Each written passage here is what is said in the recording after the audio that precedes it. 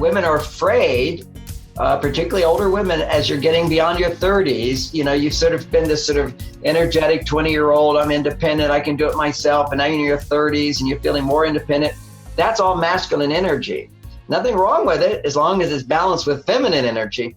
But often you don't have the support in your life to bring you back to feminine. Feminine side of you is relationship oriented, it's emotional, it's vulnerable, it's intuitive, it's receptive. These are, and here's the big word, dependent. Oh my gosh, I can't be dependent on someone. Are you kidding? Why would I want to be with you if you don't need me for something? Now, I'm not saying be weak and wimpy dependent, but needing a man. You know, if you're hungry, you need food, right? And so I give you food, you're really happy.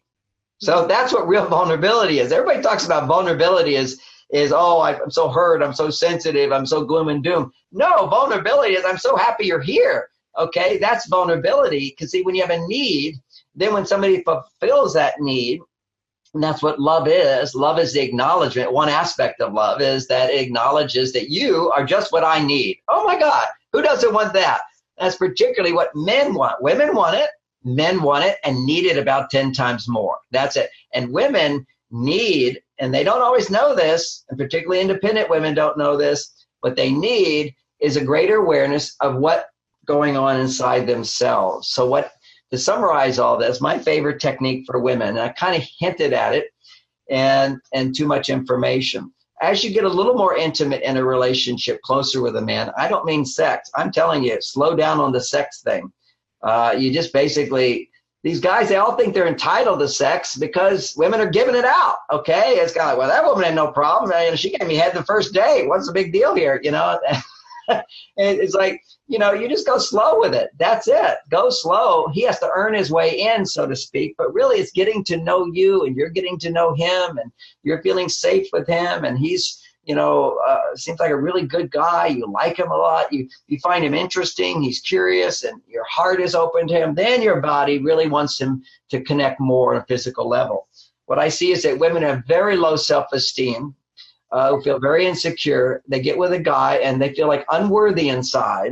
Oh, why would he love me? I'm an awful person. And so therefore I'll do whatever he wants, and I'll do whatever he wants, and then he'll love me. And that could all be subconscious. That's called low self-esteem. And so suddenly you become seductive and sexual, and I'll give it out, and look at me and all that. This is all very low self-esteem. Now, not all women who put out like that have low self-esteem. They're just looking at the competition. I mean, they're really just looking around like men expect it. And it's hard when men are expecting it and everybody else is giving it out to feel like you've got value and being true to yourself, which is go slow with this thing and let it unfold one layer after another, after another, after another. Let there be a relationship that grows in intimacy as opposed to expecting it right away. It's like a seed in the garden. It doesn't turn into a plant overnight. You have to water it and nurture it and take care of it. Then it grows. It gets a little bigger, bigger, bigger, bigger. Let that happen. So I'm a big fan of going slow. You know, if I was talking to other guys, I wouldn't talk this much about it. They feel like I'm betraying them. But ironically, a lot of guys today that I know, more and more in their 50s, they're kind of saying, wait a second, I'm going to go a little slow here too. Because they're not just a younger man. This is part of sexuality in men, is we have a life force, and that life force has to flow in different ways. And the more accomplishment you have, the more cultured you are, meaning there's different outlets for your creativity, then that energy can flow in different ways. But when you're immature and you don't have a lot of confidence, you don't have a lot of different ways to express yourself, sexuality is a way the most primitive brain can express that aliveness and so forth. So these younger guys are all into having sex. So here's your phrase to use, magic phrase for men who want it and you're not ready to give it. And you don't want it yet, really. That's the key, is you do it when you want to do it. Authenticity. So at this point, and of course, authenticity doesn't mean, well, I'm authentically insecure, so I'm going to do this. No. Authenticity is that, I've got this immature, insecure part of me. I'm not going to indulge it. I'm a higher being. I've got more awareness here. I have some wisdom in my life. So here you are with some wisdom, knowing from past experiences that jumping into bed doesn't always work for you. Then that's your authentic message. You can just say to a guy, he's making the moves, is, oh yeah, I need to slow down now. And you kind of go, he goes, why? Don't you want it? Oh yes, every cell in my body wants it, but it just hasn't worked out for me. And I just need to go slow. I hope you can respect that.